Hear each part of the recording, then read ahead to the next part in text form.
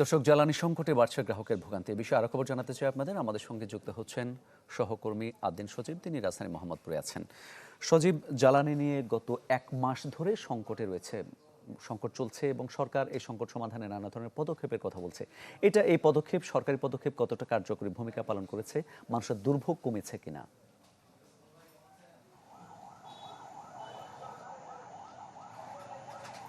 দুর্ভোগ আসলে এখনো কমেনি, কেননা সিদ্ধান্ত যেটা হয়েছে যে দাম বাড়েনি, কিন্তু সরবরাহ যে সংকটটা রয়েছে সেটা কিন্তু এখনো স্বাভাবিক দেখা যাচ্ছে না, অন্তত পাম্প স্টেশনগুলোতে। আমরা রাজধানীতে তেজগাঁও, বিজয় সরণি সহ তেজগাঁয়ের কয়েকটি স্টেশন, এছাড়াও আমরা বিভিন্ন মোহাম্মদপুর এবং আসাদ গেটে, এখন আমরা রয়েছি মোহাম্মদপুরের একটি পাম্প স্টেশনে, যেখানে আমরা দেখতে পাচ্ছি যে সেখানে এই স্টেশনে প্রতিদিন 50,000 লিটারের অকটেন প্রয়োজনের বিপরীতে তারা এখন পাচ্ছে 18,000 লিটার বা তারও কম। এটা যেটা পাচ্ছে তাতে করে তারা কিছুটা হলেও মনে করছেন যে এতে করে যে সাধারণ মানুষের যে চাহিদা সেটা দেয়া যাচ্ছে না। তারপরেও আমরা দেখতে পাচ্ছি যে উল্টো দিকে আরেকটা চিত্র, সেটা হচ্ছে যে বাইকাররা চলাচল করছে বা আসছেন তেল নিতে, তারা প্রয়োজনের তুলনায়ও কোনো কোনো ক্ষেত্রে বেশি তেল নিচ্ছে। আমরা যদি একটু কথা বলতে চাই, আপনার বাইকে এখন কতটুকু তেল আছে? আমার বাইকে হাফ লিটারেরও কম আছে। তো আমরা আরেকজনের সঙ্গে কথা বলেছিলাম, তার বাইকে প্রায় হাফ ট্যাঙ্ক তেল রয়েছে, তারপরেও তিনি তেল নেওয়ার একটা প্রচেষ্টা ছিল। আপনি তেল নিতে এসেছেন, আপনার কাছে কতটুকু তেল রয়েছে এখন? এখন তেল নাই, বড়দের হাফ লিটারের মতো আছে আর কি।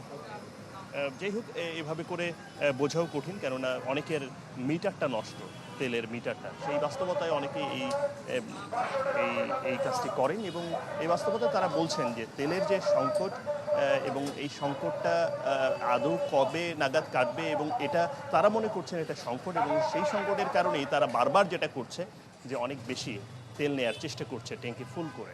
তখনই মূলত এই সার্বিক পরিস্থিতিটা ঠিক হচ্ছে না।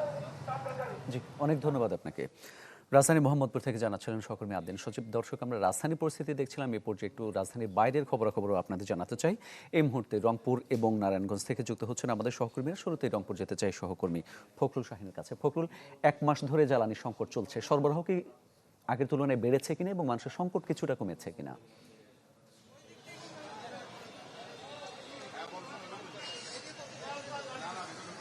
মামুন, আমি আছি রংপুরের যে মধ্যস্থান শাপলা ফিলিং স্টেশন। এখানে এসে আমরা সকাল থেকেই যদি দেখেছি যে স্বাভাবিকভাবেই কিন্তু তেল বিক্রি হচ্ছে। এখানে আমরা খোঁজ নিয়েছি 3,000 লিটার তেল এখানে সরবরাহ হয়েছে এবং সকাল 11টা থেকেই তারা তেল দিচ্ছেন। তবে দীর্ঘ লাইন কিন্তু আমরা দেখতে পাচ্ছি এই মোটরসাইকেলের, এবং সকাল থেকেই এমনটি লাইন কিন্তু আমরা দেখতে পাচ্ছি। তবে এই রংপুর নগরীতে যে আরও ফিলিং স্টেশনগুলো আছে, এর আশেপাশে আরও 3-4টি ফিলিং স্টেশন আছে, সেগুলোতে কিন্তু তেল দেওয়া বন্ধ রয়েছে। তাদের সঙ্গে আমরা কথা বলেছি, তারা বলছেন যে তেল তারা পাননি, এই কারণে আসলে তেল দিতে পারছেন না। রংপুরের মধ্যে 5টি ফিলিং স্টেশনের মধ্যে একটিতে তেল বিতরণ চলছে, বাকি 4টি কিন্তু বন্ধ রয়েছে।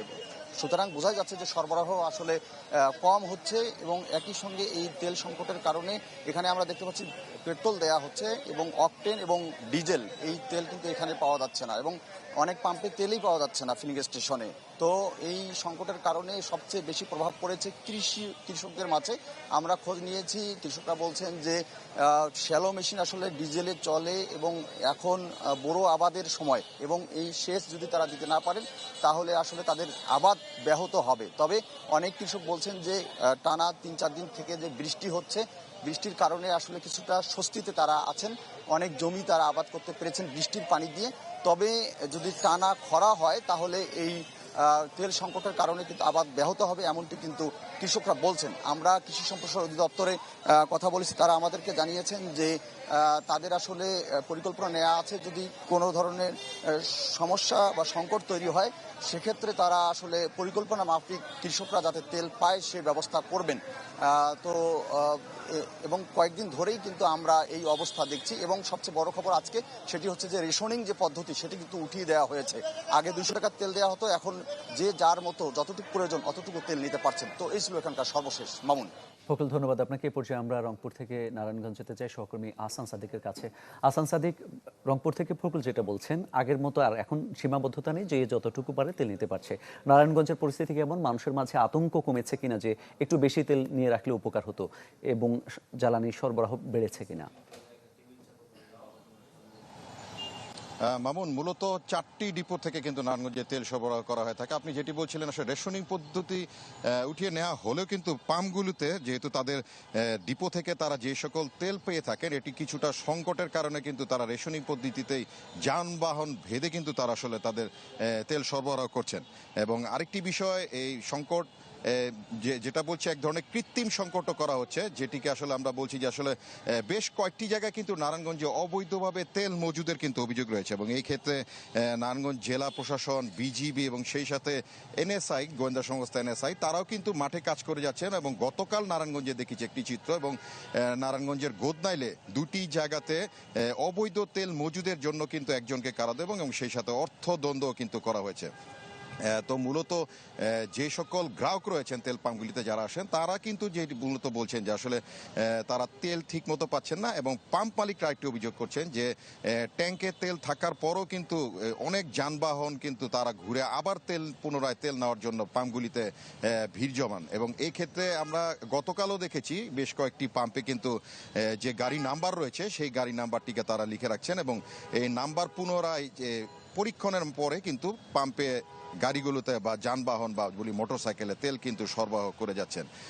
তো বলা যায় যে আসলে অবৈধভাবে বা কৃত্রিম সংকট যেন না তৈরি করতে পারে নারায়ণগঞ্জ শহরে, এর জন্য কিন্তু গোয়েন্দা সংস্থা, জেলা প্রশাসন এবং বিজিবি পেট্রোল পাম্প এবং নারায়ণগঞ্জে যে সকল ডিপো রয়েছেন সেই সকল জায়গাতে কিন্তু কঠোর নজরদারি রাখছেন। তো এই বলা যায় নারায়ণগঞ্জ থেকে সর্বশেষ পরিস্থিতি খবর। মামুন, অনেক ধন্যবাদ আপনাকে। রাজধানী এবং রাজধানীর বাইরে থেকে জ্বালানি তেলের সংকট এবং সরবরাহ নিয়ে জানাচ্ছিলেন আমাদের সহকর্মীরা।